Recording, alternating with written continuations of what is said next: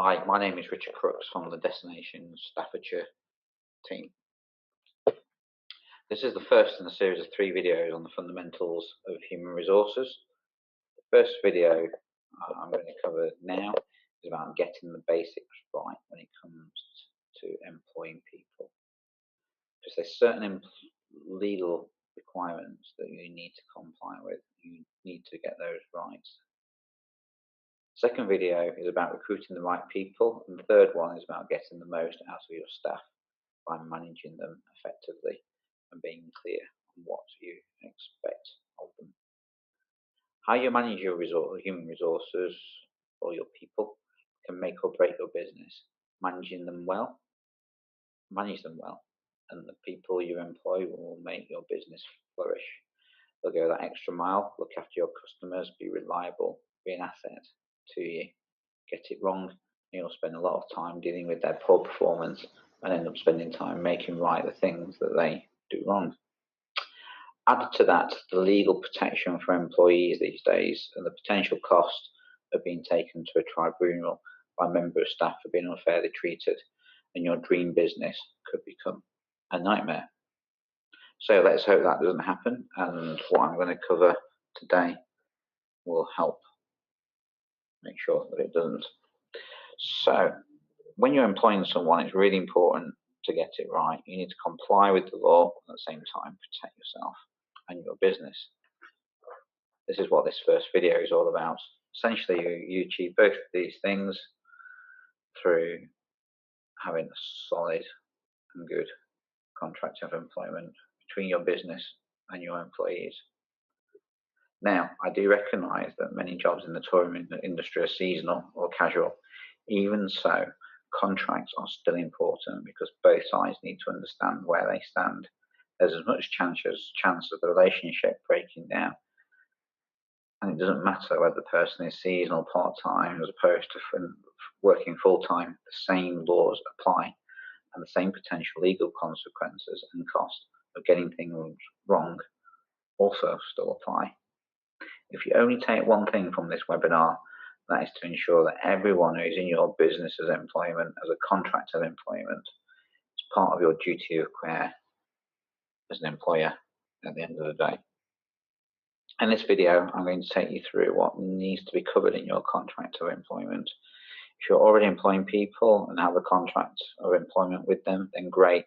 Use this as a checklist that what you've got is a comprehensive contract. If you're about to employ someone for the first time as a result of this webinar, you'll be able to understand what you need to produce as a solid contract of employment so that you're complying with the law and protecting you and your business. So what is a contract of employment? Well, a contract of employment is an agreement between an employer and employee, and is the basis of the employment relationship. The contract starts as soon as an offer of employment is accepted. Starting work proves that the person accepts the terms and conditions offered by you, the employer. An employment contract is advisable to be in writing and signed by both parties. Furthermore, employees are legally entitled to a written statement of the non-contractual terms and conditions of employment within 2 calendar months of starting work. And that contract needs to include all relevant details such as pay, holidays, and working hours. What you also need to remember is that an existing contract of employment can only be varied only with the agreement of both parties. That is, if you wish to vary their terms and conditions, you need to consult with your staff and get them to agree to the changes or changes, and more on this later. But it's absolutely imperative that you have a contract in writing as far as I'm concerned. It can save a lot of potential misunderstandings further down the line. Simple misunderstandings over what is or what is not in the contract in terms of what is expected of people and what they can or can't do are often the causes of conflict between employers and employees, and are one of the main causes for employment tribunal claims. The important thing to remember about the contract of employment is to keep it simple whilst covering everything that needs to be covered. So the rest of this webinar is devoted to helping you create a simple yet comprehensive contract of employment in terms of what to include and how to structure it. You need a contract which both sets out clearly the terms and conditions for the employees and which protects you in the event that the relationship with them breaks down at any stage. Ultimately, for complete protection, see a solicitor or professional HR advisor who can advise you and produce for you a comprehensive document. As I go through this, you might want to stop the video at any point and look at the internet to review what specific, some specific examples of wording that can be used, or you might want to do that after you've seen the video.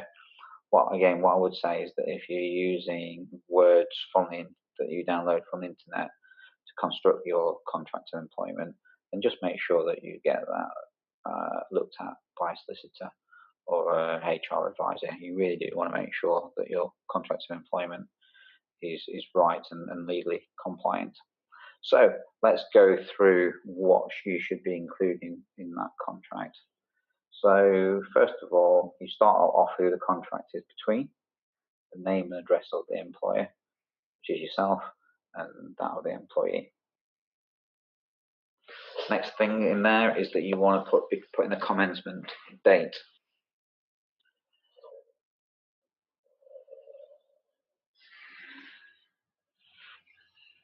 Next, you want to be including the job title. Now, you should have a job description for the job.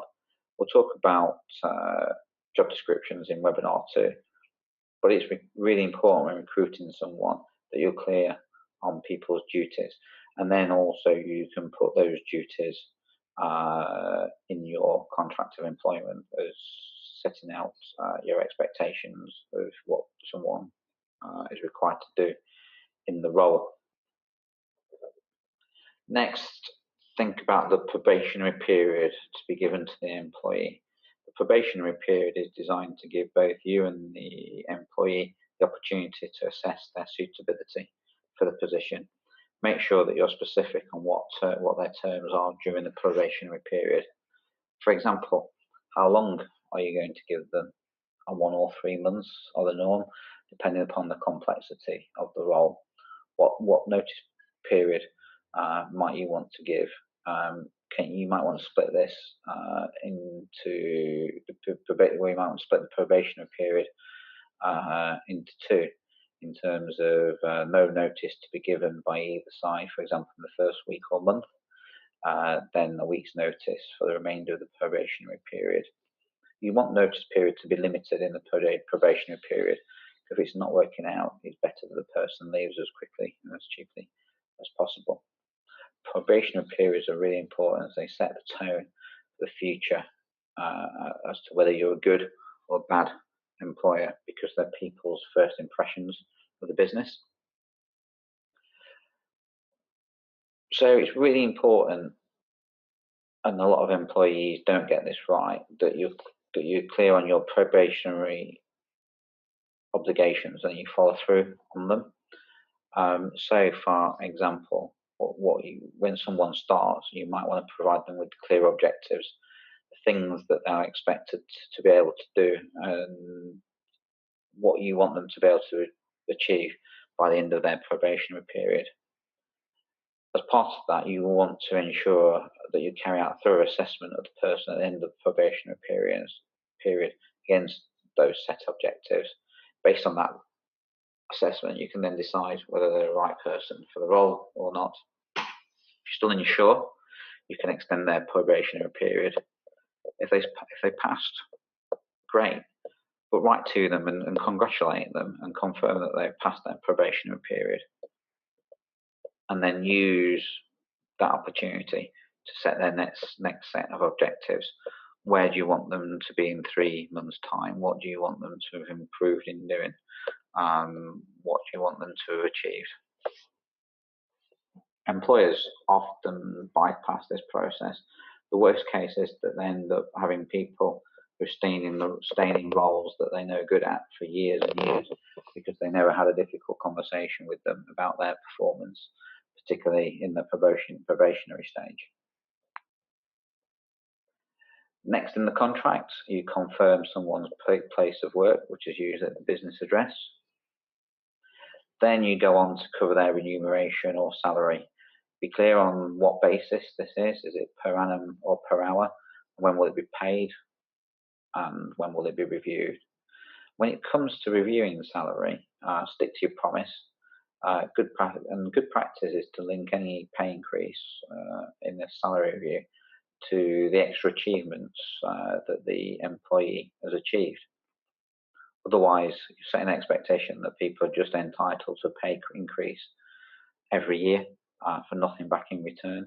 You want people who make a difference and who add value to be who are helping your business to grow, to be rewarded for what they're doing. So make sure you're clear on what basis you are giving pay increases, and don't just have a system where people are entitled, they feel that they're entitled to a pay increase every year.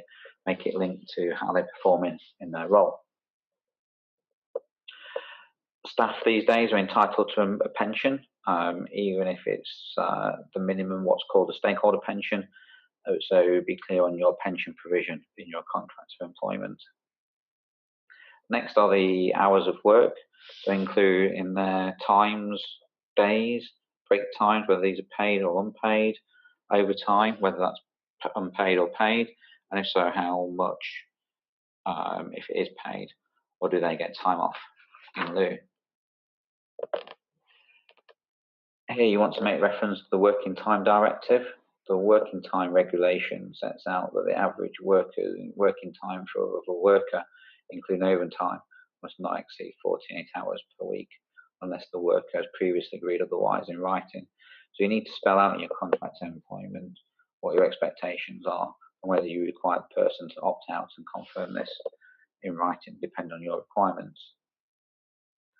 Next is their holiday entitlement, the number of days and, if part-time, how this is prorated. You need to include whether they're required to work in bank holidays, which is probably the norm in the tourism trade and in your business. But you need to make that clear. You may wish to state they need to take holiday when it's convenient to you, the employer, and that they're unable to take holiday for busy periods of the year, or have to take holidays during quiet periods. You need to be clear on the authorization process for holidays. Do they put it in writing, and does that have to be signed off by yourself as the employer? And you need to be clear as to whether holiday days can be carried forward or not, and if so, how many. Next is sickness and sick pay. You need to be clear on a whole range of things. You need to be clear on the process for them notifying you about sickness from work and absence from work. Ideally, you should request that they call you personally. No salary should be paid for unauthorized absence from work, and write that into your contracts. For up to 7 consecutive days, you'll probably want to state that self-certification form is required from them, stating the reason for absence. Beyond that, you might want to stipulate that you require a doctor's note. A statement about qualifying for sickness, statutory sick pay, needs to be included. You need to be clear about the maximum number of sickness days someone is entitled to, their full salary, and beyond that, they'll receive statutory sick pay. You pay statutory sick pay at just over £92 per week. You need to be clear on what the consequences are of repeated and prolonged absences, a requirement to attend a medical examination, perhaps. Next, you should have a range of policies and procedures in your business.